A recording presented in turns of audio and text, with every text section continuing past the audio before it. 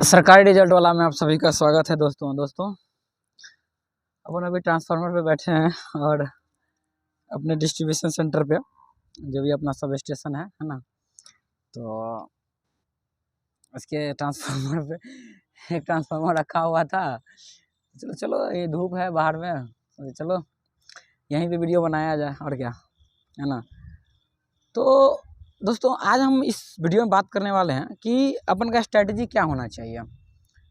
दोस्तों सबसे पहली बात, स्ट्रैटेजी को हम यहाँ पे दो पार्ट में डिवाइड करेंगे, एक फाउंडेशन स्ट्रैटेजी और एक बूस्टअप स्ट्रैटेजी।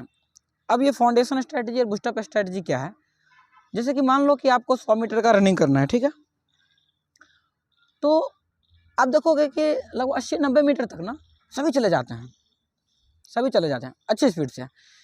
लेकिन जब बस कुछ ही दूरी रहता है ना, बस 10-20 मीटर का, वहाँ पे 10-20 मीटर की दूरी लगता रहता है। जब इतना ज़्यादा मतलब दूरी है, इतना ज़्यादा इंसान अपने आप को थकावट महसूस करता है कि लगता है कि छोड़ दें अब। और मैक्सिमम जो धावक होते हैं ना, वहीं पर जो रिजेक्ट होने वाला मैक्सिमम वहीं पर रिजेक्ट हो जाते हैं। लेकिन एक्चुअली में वही समय होता है कि आपको और ज़्यादा एनर्जी लगाने की ज़रूरत है, और ज़्यादा आपको क्या स्पीड अप करने की ज़रूरत है, तो उसको कहते हैं बूस्टअप। आप देखोगे जो भी अच्छे धावक होते हैं ना, भले ही वो 80-90 मीटर थोड़ा धीरे मारे हों, थोड़ा धीरे दौड़े हों, लेकिन आखिरी का जो 10-20 मीटर होता है ना, बहुत स्पीड से मारते हैं, बहुत स्पीड से। तो वो जो बूस्टअप स्ट्रेटजी है ना दोस्त, कुछ ऐसा ही है। बूस्टअप स्ट्रेटजी के लिए आपको बूस्टअप स्ट्रेटजी बहुत लंबे समय के लिए वैलिड नहीं होता है, कुछ ही समय के लिए वैलिड होता है। उसको आप लंबे समय तक आप इम्प्लीमेंट भी नहीं कर पाओगे, ठीक है, कुछ ही समय तक इम्प्लीमेंट कर पाओगे। तो वो हो गया बूस्टअप स्ट्रेटजी। और जो 80-90 मीटर तक का जो स्ट्रेटजी होगा वो हो गया फाउंडेशन स्ट्रेटजी। तो आज के वीडियो में हम लोग दोस्तों फाउंडेशन स्ट्रेटजी के बारे में बात करेंगे। अब ये किसके लिए एप्लीकेबल होगा दोस्तों? ये फाउंडेशन स्ट्रेटजी उन बच्चों के लिए एप्लीकेबल होगा जो अभी स्टार्टिंग से है, या तो हो सकता है अभी कॉलेज में ही हो, या हो सकता है कि कॉलेज से पास आउट हो गए हों जस्ट अभी, या उन बच्चों के लिए जो अभी तक किसी ने कहीं कोई कोर्स नहीं पढ़ा है, उनके लिए ये फाउंडेशन स्ट्रेटजी होने वाला है। सबसे पहले दोस्तों फाउंडेशन स्ट्रेटजी में ना आपको दो पार्ट आएगा, नॉन टेक और टेक्निकल। सबसे पहली बात दोस्तों कि ये वीडियो ना एक जेई और एई एस्पिरेंट के लिए ही स्पेशल बनाया गया है। तो अगर आप किसी अन्य कंपटीशन का एग्जाम कर रहे हैं, क्या तैयारी कर रहे हैं, तो आप वीडियो को स्किप कर सकते हैं, छोड़ के जा सकते हैं, कोई दिक्कत नहीं है। लेकिन अगर आप एई जेई बनना चाहते हैं तो वीडियो को अंत तक बने रहो। दोस्तों मेरा जो स्ट्रेटजी का रहा है ना, 15 महीने का रहा है। 12 महीने फाउंडेशन स्ट्रेटजी और 3 महीने बूस्टअप स्ट्रेटजी है।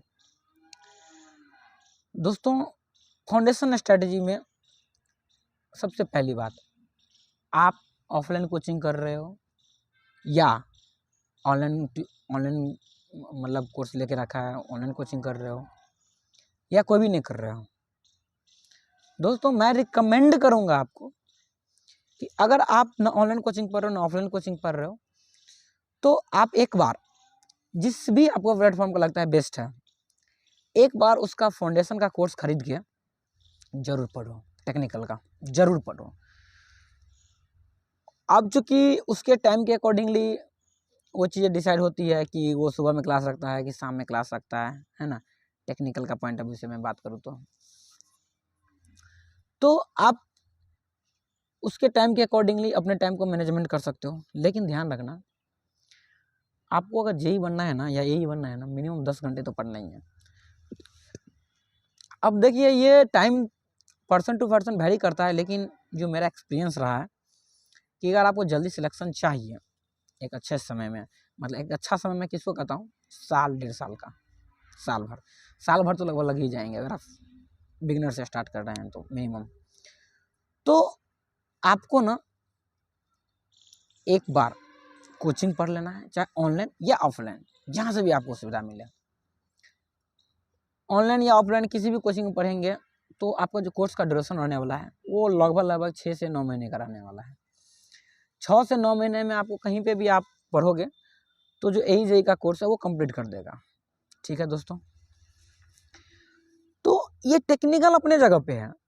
अब क्या आती है ना दिक्कत कि नॉन टेक को भी मजबूत करना है, क्योंकि अगर आप नॉन टेक अच्छा नहीं रहेगा तो आप ऐसे ही सिलेक्शन से बाहर हो जाओगे, क्योंकि सभी एग्जाम में नॉन टेक पूछते ही हैं। कुछ हाक एग्जाम 1-2% 3% को छोड़ के लगभग एग्जाम में नॉन टेक पूछते ही हैं, तो आपको नॉन टेक पे भी पढ़ना है। लेकिन ध्यान रखिएगा, आप AE हैं, आप AE बनने जा रहे हैं, तो आपको टेक्निकल पे ज़्यादा ध्यान देना है। मतलब आप मैं रेशियो बांटूँ तो आप ऐसे 60-70 आप टेक्निकल रखो और 30% मत के टाइम में आप नॉन टेक को दे सकते हो।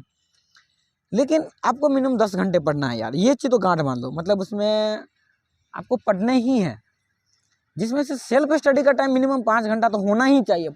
मतलब 5 घंटे में आप कुछ नहीं सेल्फ स्टडी कर रहे हो, मतलब आप पढ़ाई कर रहे हो। मतलब इसमें ये नहीं कि आप कोई कोर्स कर रहे हो, ये वो नहीं, पढ़ाई कर रहे हो सिर्फ मतलब आप अपने लिए, आप और खुद से ही सेल्फ स्टडी करो, चाहो आप रिवीजन करो, मतलब आप खुद से पढ़ाई करो। तो कम से कम 5 घंटे का वो समय तो सेल्फ स्टडी का होना ही चाहिए, समझ रहे दोस्तों। और टोटल टाइम जो स्टडी का होना चाहिए वो मिनिमम 10 घंटे तो होना ही चाहिए। चलो दोस्तों, ये तो हो गई ये बात। अब दोस्तों आता है कि नॉन टेक में क्या कैसे पढ़े। नॉन टेक में दोस्तों सबसे पहले आपको ना इस बात को जानना जरूरी है कि नॉन टेक टेक्निकल एग्जाम में कम पूछा जाता है और लिमिटेड ही पूछा जाता है।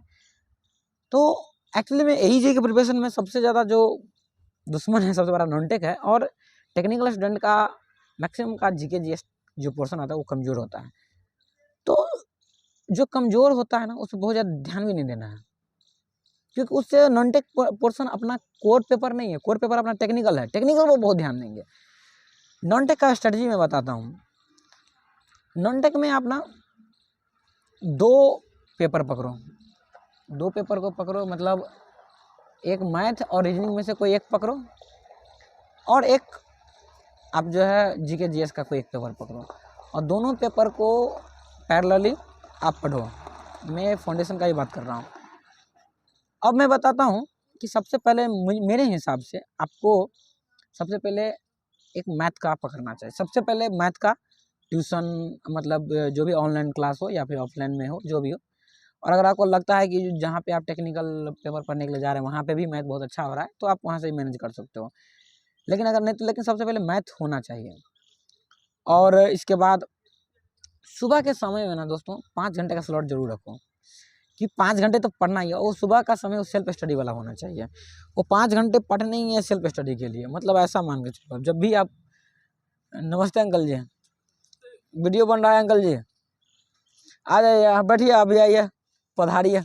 उतार है ठीक से। ये हमारे ड्राइवर अंकल जी है, बहुत ही अच्छे अंकल जी है, मतलब अपने सब स्टेशन पे यहाँ पे। और अंकल ने ही मतलब सारा व्यवस्था कर दिया है ना, बीच में आ गए तो सर अंकल जी से आपको इंट्रोडक्शन करवा दे रहा हूँ आपका, है ना। वही मल्हारगढ़ में है ना अंकल जी। अंकल जी बहुत अच्छे हैं। अंकल जी बताइए कुछ। अच्छे क्या, वो तो योगदान मिल गए अपन और हो गई व्यवस्था। सबकी व्यवस्था ऊपर वाला करता है, अपन क्या करेंगे। अंकल जी आप बहुत स्मार्ट लग रहे हैं। वीडियो जाएगा यूट्यूब पे। है ना। तो चलिए दोस्तों, अब बात करते हैं कहाँ पे थे। हाँ, आपको सेल्फ स्टडी का 5 घंटे का ना वो सुबह में समय रखना ही है। और उसमें ना आप GK GS का एक GK का एक टॉपिक रखो। और GK में भी ना बहुत ज़्यादा पढ़ने की जरूरत नहीं है दोस्तों। अगर आपको AE का एग्जाम निकलना है ना तो बहुत ज़्यादा पढ़ने की जरूरत नहीं है। आप रीजन GK में आप ज्योग्राफी या पॉलिटी किसी एक को पहले पकड़ो, ठीक है। उसका आप पकड़ो, मतलब आप क्लास करना चाहो तो क्लास को, सेल्फ स्टडी करना चाहो जो भी करो, सुबह के समय में आप GK GS को रखो, ठीक है। और एक पहले ज्योग्राफी या पॉलिटी, किसी फॉर एग्जाम्पल आप पॉलिटी पकड़ रहे हो, ठीक है, पॉलिटी पकड़ लो। और मतलब उसमें 2 मतलब 5 घंटे का स्लॉट में ना 2 स्लॉट बनाओ, 2.5 घंटे का, बीच में ब्रेक ले लेना। 2.5 घंटे तो आपको GK पढ़ना है, ठीक है। और 2.5 घंटे जो है टेक्निकल पढ़ना है। टेक्निकल में आप वो जो सुबह का समय होगा ना वो रिवीजन करो या बुक पढ़ो, मतलब 2 चीज़ के लिए, या तो रिवीजन करो नोट्स का, और या बुक पढ़ो, ठीक है, या दोनों करो थोड़ा थोड़ा समय बांट के। तो ये तो हो गया आपको सुबह का स्लॉट का बारे में बोलेंगे। और शाम के स्लॉट में ना एक मैथ्स का स्लॉट रखो। आप शाम में भी 5 घंटे का, शाम का 5 घंटे का स्लॉट रखो, उसमें एक स्लॉट जो है ना 2-2.5 घंटे का मैथ का स्लॉट रखो, कि इतना तो मैथ बनाना ही है, मैथ पढ़ना ही है, ठीक है। अगर आप बिगिनर से स्टार्ट करें फाउंडेशन लेवल से, तो आप किसी का कोर्स परचेज कर लीजिए, मैं ज़्यादा रिकमेंड करूँगा, ठीक है, वो ज़्यादा अच्छा होता है। तो आप तो सबसे पहले बात आप देखिए, आपने क्या क्या पकड़ लिया, जीके में एक मान चलो पॉलिटी पकड़ लिया, इधर मैथ पकड़ लिया, ठीक है। इसके बाद कुछ समय के बाद उस जीके जैसे कि ज्योग्राफी पॉलिटी पकड़ा था, अब ज्योग्राफी स्टार्ट करो, ठीक है। इधर जैसे मैथ खत्म हुआ तो अब रीजनिंग स्टार्ट करो। इसके बाद आपको क्या करना है, आप जो भी पढ़े हैं खासकर जीके में, जीएस का और टेक्निकल का मैं बात करूँ, उसका रिवीजन जरूर करते जाना। जैसे मैंने 2.5 घंटे का स्लॉट रखा था ना, तो अब जैसे एक सब्जेक्ट अगर मान के चलो कंप्लीट हो गया, ये एक टॉप अगर एक चैप्टर भी कंप्लीट हुआ, तो उसको क्या ना बैक टू बैक 15-20 मिनट में क्विक रिवीजन करते जाओ, ठीक है, ताकि आपका जो है ना मेमोरी में वो चीज़ें आ जाए, वो चीज़ें डिलीट ना हो कभी, वो परमानेंटली मेमोरी में आ जाए, फिट हो जाए, ठीक है।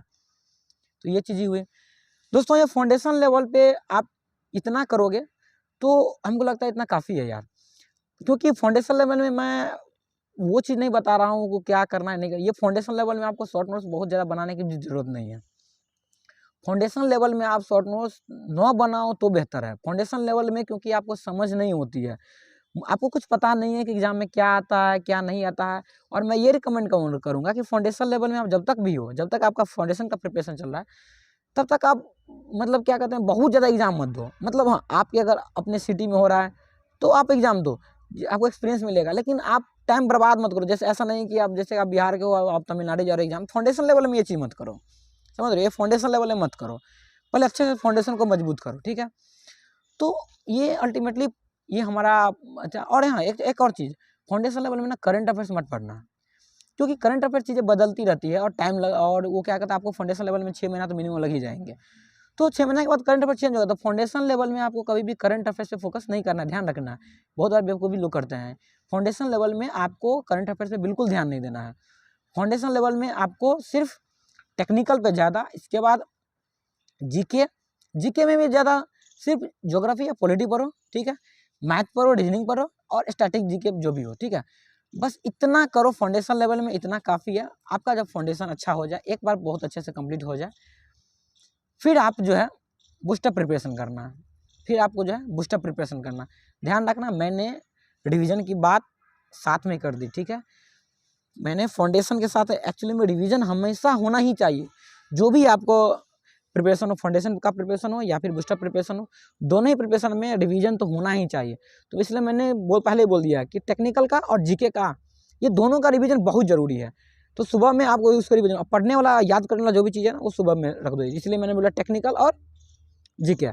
मैथ्स का उधर रख दो, शाम वाला स्लॉट में रख लो, ज़्यादा अच्छा रहेगा। और आपका जो कोचिंग है, मान चलो शाम में हो तो ठीक है, अपना कोचिंग करो, क्योंकि आपको फाउंडेशन के लिए आपको कोचिंग करना ही चाहिए, मैं रिकमेंड करता हूँ। अब ऐसा नहीं है कि बिना कोचिंग कोई नहीं, अब बिना कोचिंग भी आप पढ़ाई कर सकते हो, सेल्फ स्टडी से भी कर सकते हो, लेकिन वो थोड़ा सा टाइम टेकन होगा। क्या है ना, चीज़ों को सिंपल वे में जो है हमारे टीचर जो है हमारे सामने प्रस्तुत कर देते, क्योंकि एक्चुअली में AEJE का कोई सिलेबस नहीं है। मतलब सिलेबस इन द सेंस कोई पार्टिकुलर ये नहीं है कि ये पढ़ लो, ये बुक पढ़ लो तो आपका JEE का नौकरी हो जाएगा, ऐसा है नहीं यार। मतलब बहुत ब्रॉड सिलेबस है, मतलब ब्रॉड मतलब क्या कहें कि बीटेक वाला का है, उसमें छांटना है हमको। तो अगर हम लोग बिगनर हैं तो वो छांट नहीं पाते हैं, तो वो काम जो है हमारे टीचर्स कर देते हैं। इसलिए मैं रिकमेंड करता हूँ कि आप एक बार फाउंडेशन लेवल में आप किसी भी अच्छे कोचिंग में आप पढ़ाई कर लो, ठीक है। नेक्स्ट जो पार्ट हमारा आने वाला है वो होगा हमारा बूस्टअप प्रिपरेशन पे, और वो पार्ट जो होने वाला है वो आपका ओल्ड स्टूडेंट के लिए होगा। ओल्ड स्टूडेंट कहने का मतलब है कि जिसने फाउंडेशन कंप्लीट कर लिया होगा, ठीक है। तो मिलते हैं दोस्तों नए वीडियो में, अभी के लिए बाय, टेक केयर। बाकी अपना फाउंडेशन कैसा लगा कमेंट बॉक्स में बता देना, ये ट्रांसफार्मर का फाउंडेशन है ना। चलो मिलते हैं, बाय।